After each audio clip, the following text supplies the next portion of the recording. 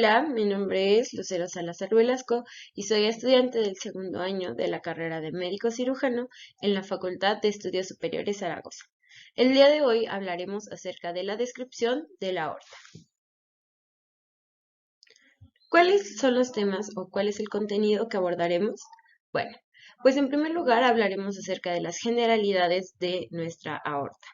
Después hablaremos o nos centraremos en cada una de sus porciones para hablar acerca de sus relaciones en todo el organismo, hablando de manera particular de la aorta en su porción ascendente, del callado aórtico, de la aorta torácica descendiente y la aorta abdominal.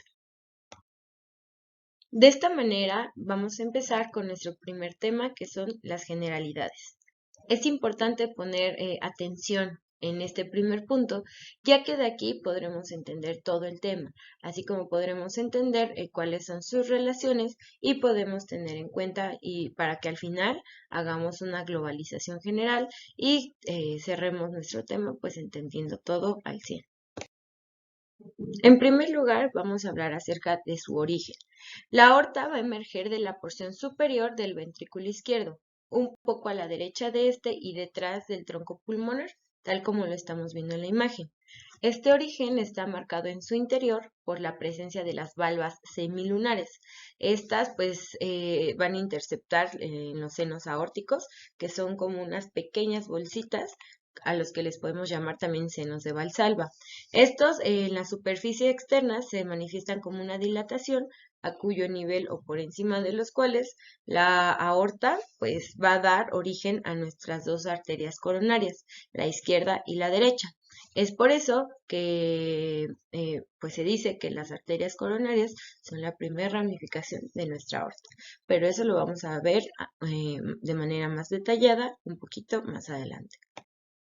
Respecto a su trayecto, bueno, la aorta se va a dirigir oblicua, adelante, arriba y a la derecha, y luego es pues vertical, ¿no?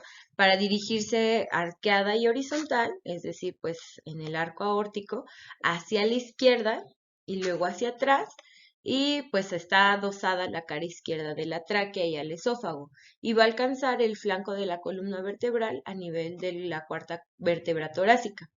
A partir de este punto va a descender verticalmente en el tórax para situarse delante de las vértebras torácicas inferiores.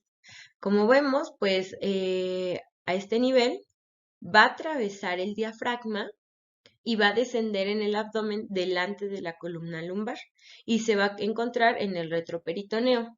Y finalmente, pues va a terminar a nivel de la cuarta vértebra lumbar, o más o menos en el disco entre la cuarta y quinta lumbar, y nos va a originar dos arterias más, las cuales vamos a llamar arterias ilíacas comunes, y la arteria sacra media, la cual debe considerarse como una colateral muy reducida que va, pues que va a seguir la dirección de nuestra aorta.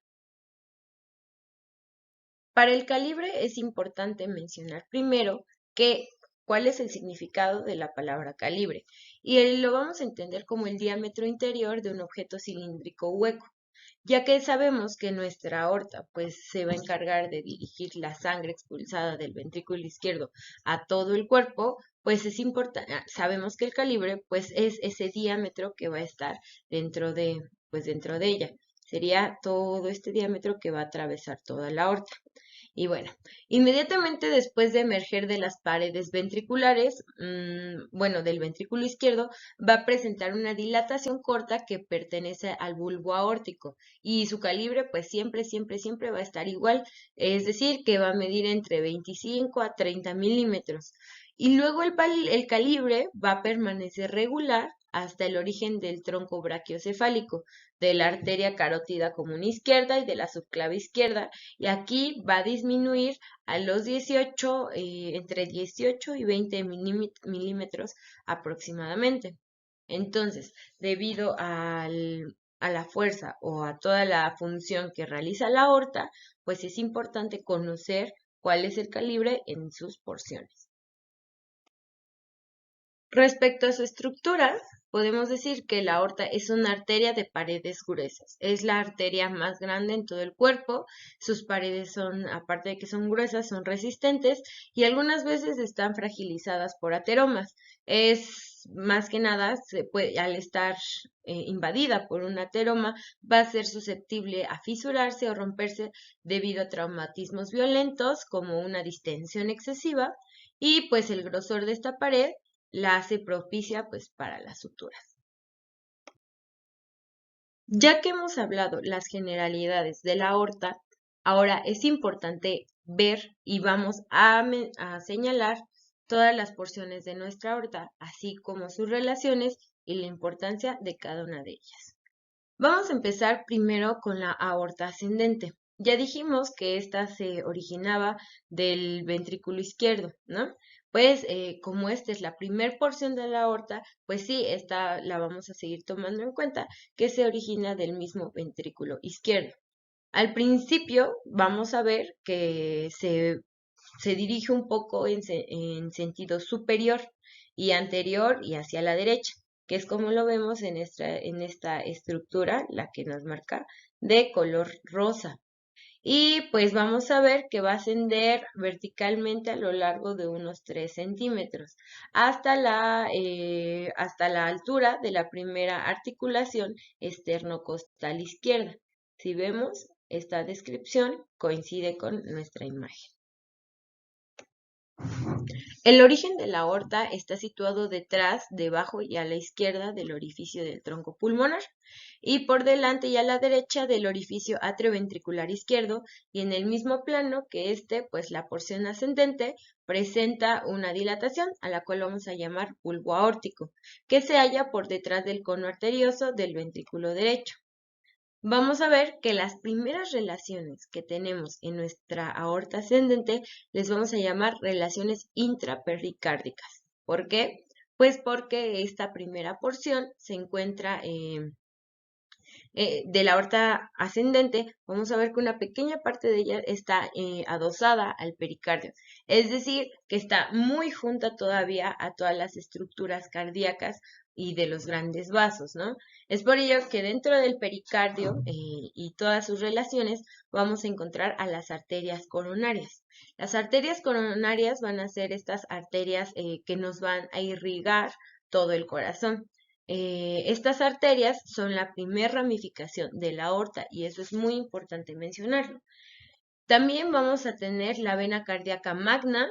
Esta vena nos va a permitir el paso de sangre desoxigenada otra vez hacia el ventrículo, hacia el atrio, perdón, para que ésta pueda oxigenarse y otra vez mandarse el flujo hacia el resto del corazón o del organismo. Y en el surco atrioventricular vamos a poder observar vasos linfáticos y nervios del plexo cardíaco.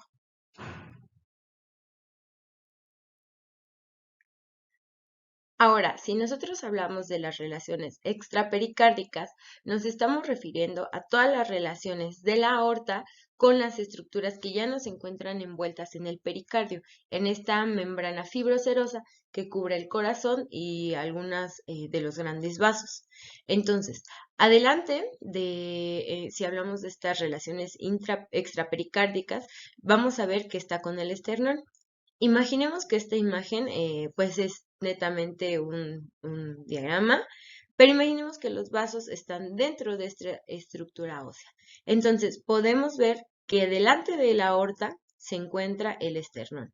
Aquí veríamos el manubrio y aquí veríamos el cuerpo. Está separada de su plano óseo por los recesos pleurales anteriores. Estos no los podemos observar en la imagen, y por los bordes anteriores de los pulmones, que si nosotros tenemos un poco de imaginación, podremos ver que los recesos de los pulmones estarían a este nivel. Y estas serían las relaciones extrapericárdicas de nuestra aorta ascendente.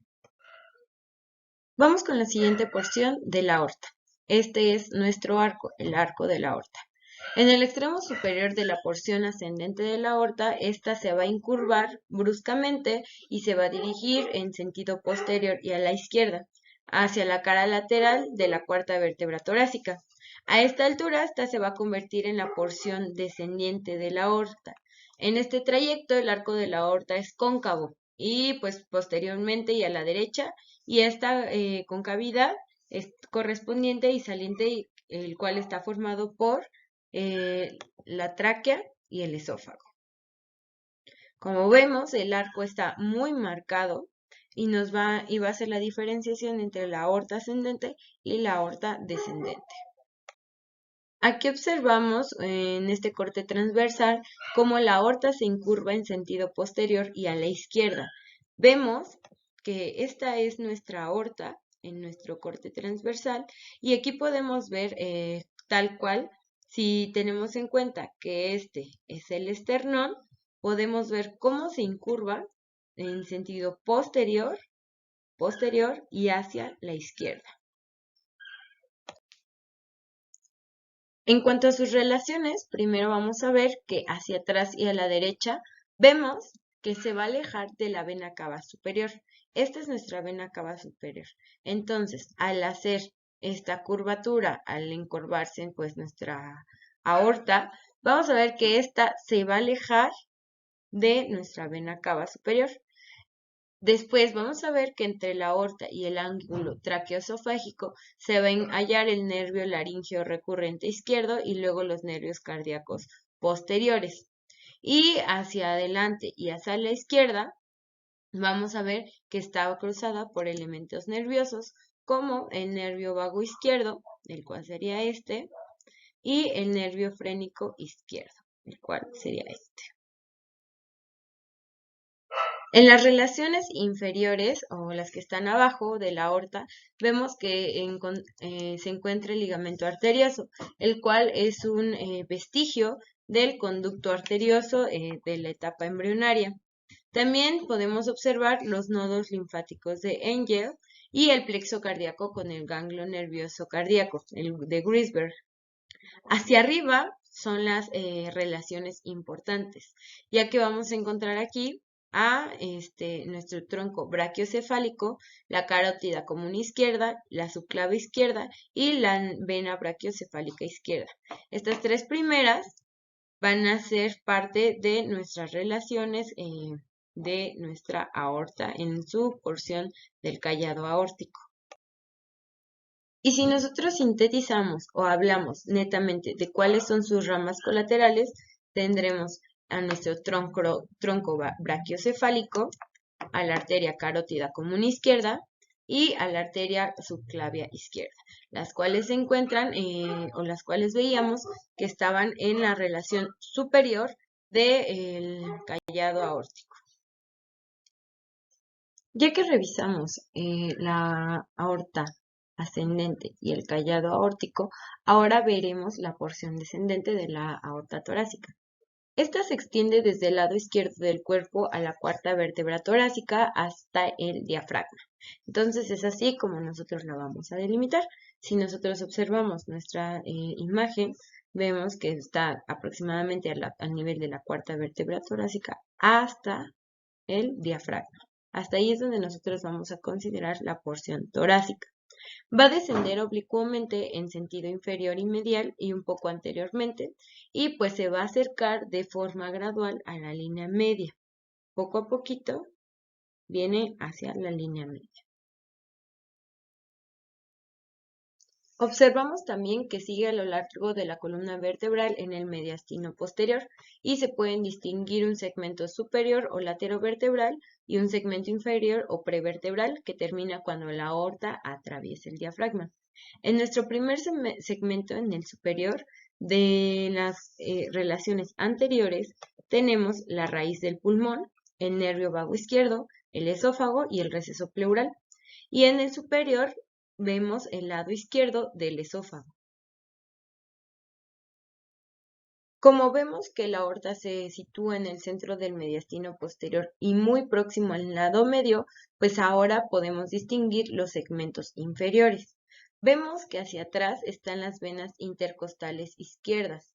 Está la vena hemiácigos y la vena ácigos, solamente una porción de esta.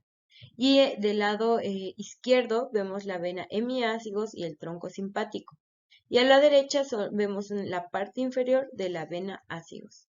que también se podía apreciar en relación con la parte de atrás de nuestra vena cava, de la parte posterior. Ahora, si nosotros somos puntuales con las ramas colaterales que derivan de esta porción de la aorta, podremos encontrar 4. La primera son las ramas bronquiales, después las ramas esofágicas, las mediastínicas y las intercostales posteriores. Respecto a las bronquiales, podemos decir que estas nacen de la cara inferior del arco de la aorta y pues la rama bronquial derecha discurre del lado anterior al esófago y pasan sobre la cara anterior del bronquio principal. Además van a penetrar junto con los bronquios principales en los pulmones, donde estos se van a ramificar, es decir, a los cuales pues van a irrigar, ¿no? Respecto a las arterias esofágicas, vemos a las ramificaciones esofágicas, vemos que puede ser en un número de 2 a 4. Estas son delgadas y nacen a alturas diferentes de la cara anterior de la aorta y se distribuyen en el esófago. Se van a anastomosar de manera superior con ramas esofágicas de las arterias tiroideas inferiores y ramas bronquiales y de la parte inferiormente, viendo de dónde se anastomosaron, es con las arterias frénicas inferiores y la arteria gástrica izquierda. Entonces ya nos estamos dando cuenta más o menos de qué estructuras o a partir de qué estructuras o de qué ramas se van a irrigar distintas estructuras o distintos órganos de todo el cuerpo. En las ramas mediastínicas vemos que son finas arteriolas que se van a desprender de la cara anterior de la aorta.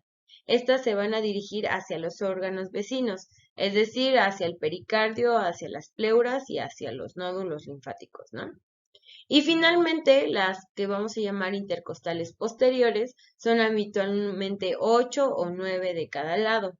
Recordemos que estas variaciones anatómicas pues son independientes de lo estructural o de lo común, ¿no? Estas son 8 o 9 de cada lado y están destinadas a los espacios intercostales. Nacen de la cara posterior de la aorta torácica, claro, y cerca y ambos lados de la línea media, siguiendo su trayecto casi horizontal.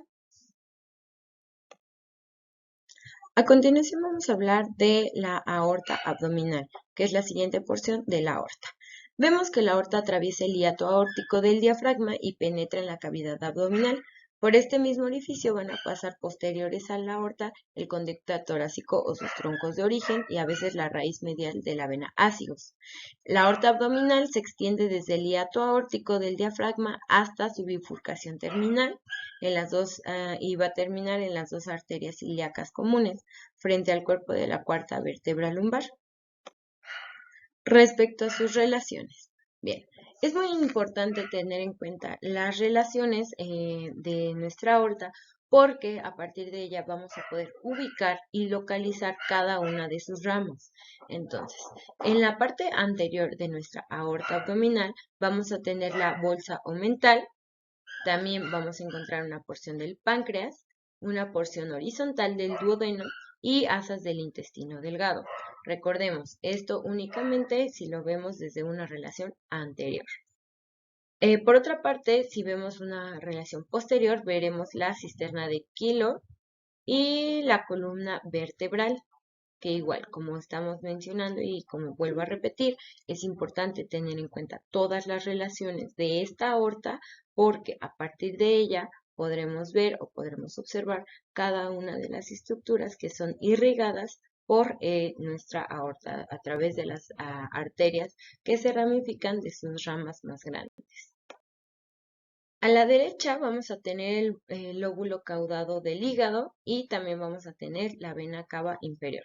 Esta se puede observar muy bien en nuestra imagen que tenemos en pantalla, la cual pues está marcada de color azul. Del lado izquierdo, bueno, aquí vamos a tener a la glándula suprarrenal y vamos a tener al riñón izquierdo. Es importante, como menciono, tener en cuenta todas las estructuras que están adosadas o que están comunicadas o quizás nada más a los lados únicamente con nuestra aorta porque de ahí parten todas las ramas que nos van a ayudar a identificar las estructuras irrigadas. Ahora, vamos a hablar acerca de las ramas de la aorta. En primer lugar, vamos a hablar de las ramas parietales. Estas van a presentar una disposición segmentaria, al igual que las arterias intercostales posteriores, a las cuales continúan, y bueno, se trata de las arterias lumbares y las arterias frénicas inferiores. En primer lugar, vamos a ver que las arterias frénicas inferiores se originan normalmente de la cara anterior de la aorta en su emergencia del diafragma, a la altura de la duodécima vértebra torácica y puede también nacer del tronco celíaco. Cada una de ellas se dirige superior y lateral y anteriormente aplicada al pilar y correspondiente del diafragma. Proporcionan al pasar frente de la glándula suprarrenal, que es lateral a ella, de una a tres ramas, denominadas arterias suprarrenales superiores. Y bueno, cada arteria frénica inferior se va a dividir un poco después en dos, una medial y una lateral. Después vamos a tener a las arterias lumbares. Desde su origen, las arterias lumbares se van a dirigir lateral y van a pasar posteriores al tronco simpático. Vemos también que son 5 a cada lado y las 4 primeras nacen de la cara posterior de la aorta y la quinta se desprende de la arteria sacra media. Cada una de ellas va a penetrar luego por debajo del ligamento arqueado medial correspondiente y va a discurrir en el canal lateral vertebral. Al llegar frente al agujero intervertebral se va a dirigir y se va a dividir en dos ramas terminales, una posterior y otra dorsoespinal y otra pues anterior o abdominal. Ahora, si nosotros hablamos de las ramas viscerales, vemos que estas pueden ser impares y medias o pares y laterales. ¿A qué nos referimos con impares o medias o pares y laterales? Bueno, pues nos vamos a dirigir a todas las estructuras que son pares. Una de ellas, por ejemplo, veríamos a los riñones, ¿no? Que pues sí son dos, entonces van a necesitar arterias pares. Sin embargo, pues vemos a las impares, por ejemplo, como el tubo digestivo, que es uno solo, y es por ello que solo vamos a necesitar una sola rama. Por ello le llamamos una rama impar. Si vemos las ramas impares, pues volvemos a mencionar, el tubo digestivo es una, y las laterales vemos a las suprarrenales media y a las arterias renales. Las arterias testiculares u ováricas también van a estar clasificadas como en estas ramas viscerales laterales. ¿Y esto por qué? Porque dijimos que estas estructuras son de las que existen dos en nuestro organismo y es por ello que dependiendo de la ramificación de la aorta abdominal, pues van a existir dos y dependiendo a cada lado y ambas van a ser homólogas una de otra. Ahora, vamos a estudiar todo en un modelo en tercera dimensión, nuestra aorta abdominal, ya que es de vital importancia poder observar cuáles estructuras son irrigadas por esta y de qué manera pues se encuentran anastomosadas una con la otra. En primer lugar, estamos señalando lo que es toda esta que está señalando el cursor, es nuestra aorta abdominal. En este momento vemos a toda nuestra aorta abdominal que está de un color rosa y vemos aquí que es la continuación de la aorta torácica a nivel de la T12 y su trayecto vemos que discurre inferiormente hasta L4. Sus ramas pues son todas las arterias frénicas inferiores, el tronco celíaco, las frénicas inferiores son estas. Este es el diafragma.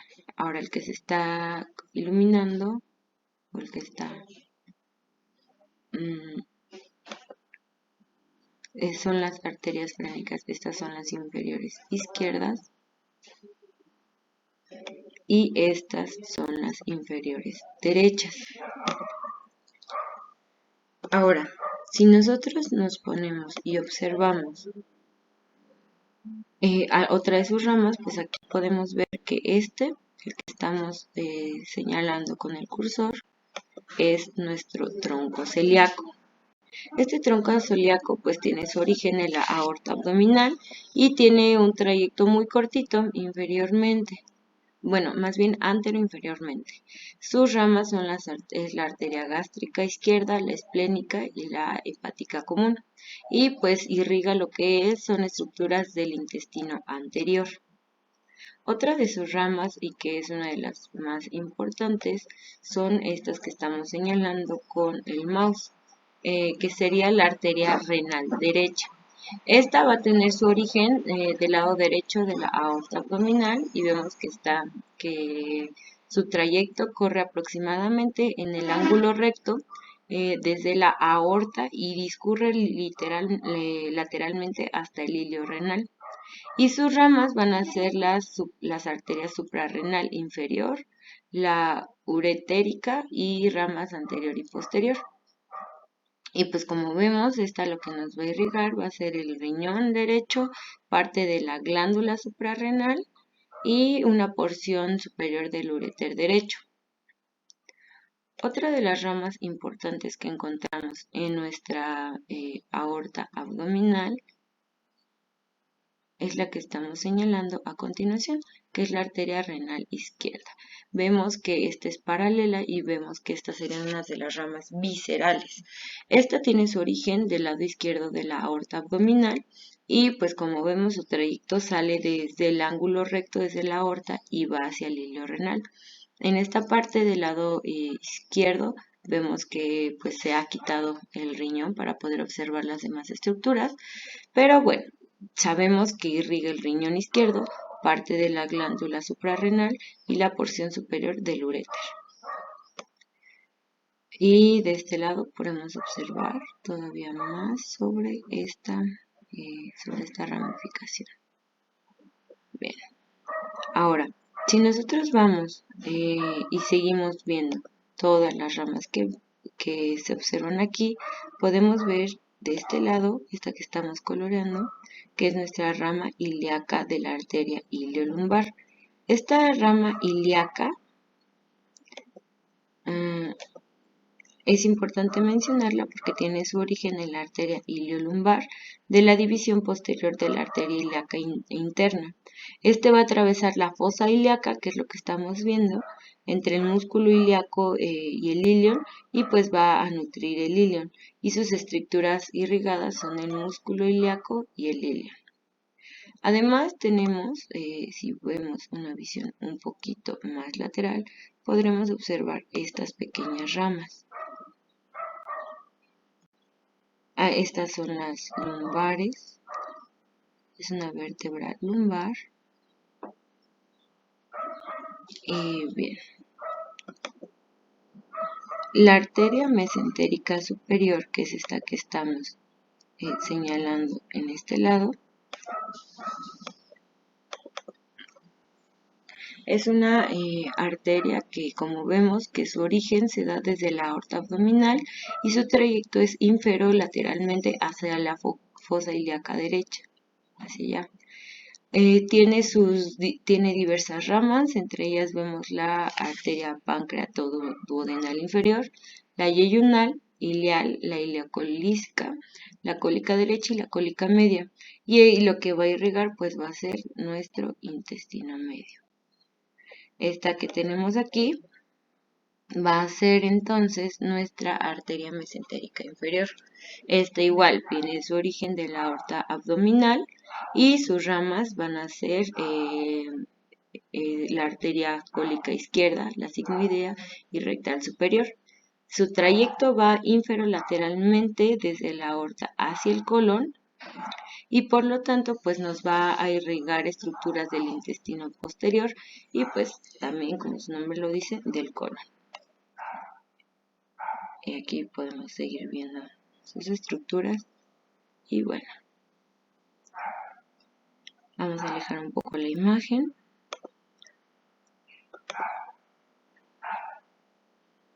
Bien, ahora, si nosotros señalamos estas arterias, esta parte, vamos a ver que es la arteria ilíaca común izquierda. Su origen igual es de la aorta abdominal y desciende en dirección bilateral. Esta es bueno, descienden en dirección bilateral, pero únicamente nos estamos centrando en la izquierda, ¿no? Va a irrigar la cavidad pélvica, el periné y los miembros inferiores.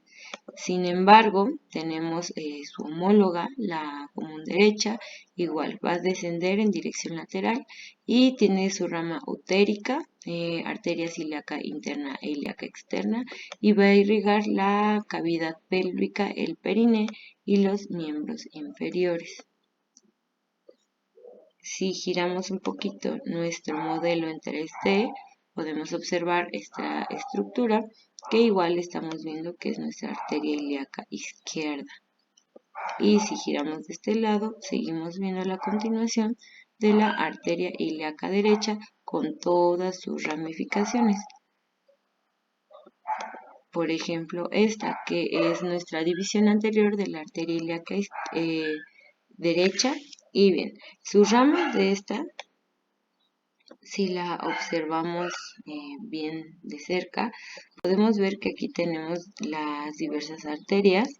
Por ejemplo, esta pequeña que está por acá,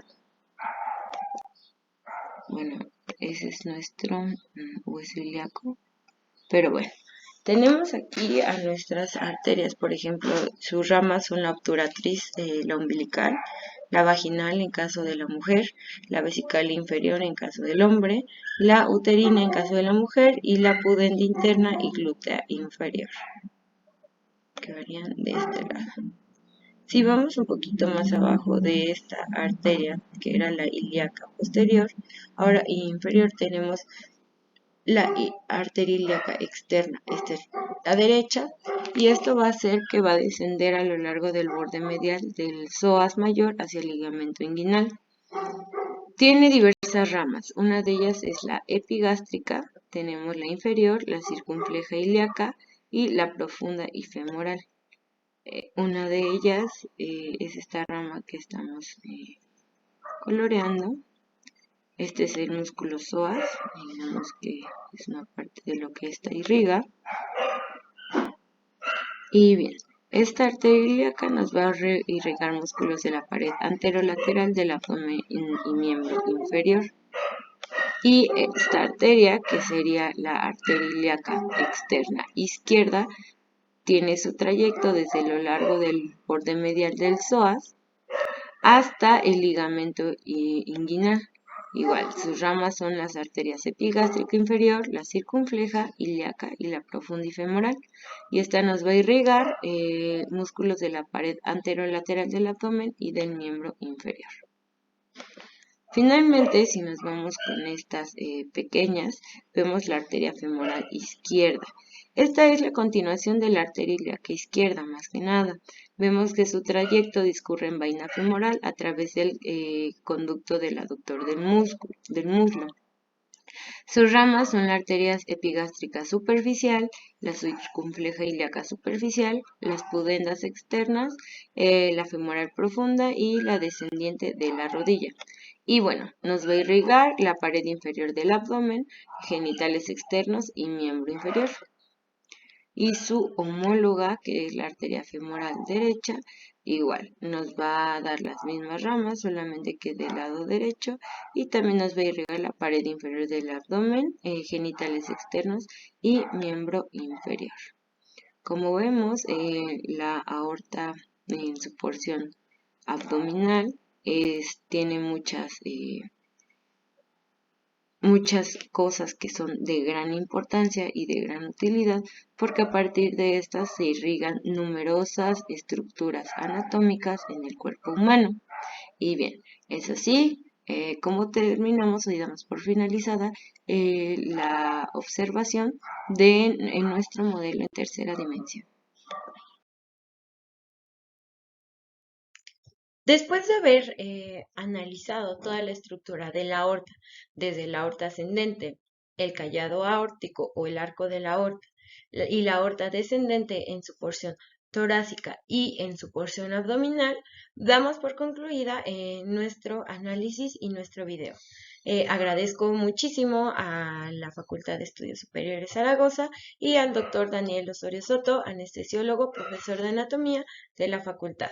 Esto ha sido todo y pues en pantalla se muestran las referencias que fueron utilizadas para el desarrollo de este material. Gracias. Mi nombre es Lucero Salazar Velasco y otra vez soy estudiante de la carrera de médico cirujano en la Facultad de Estudios Superiores Zaragoza. Gracias.